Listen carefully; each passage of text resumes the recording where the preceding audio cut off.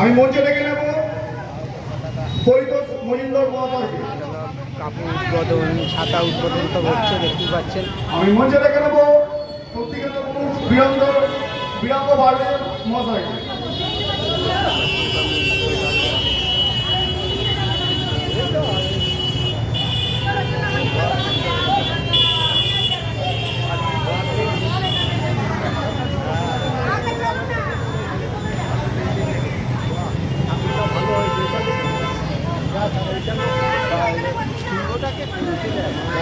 শিবপুর 1 নম্বর মণ্ডলের পক্ষ থেকে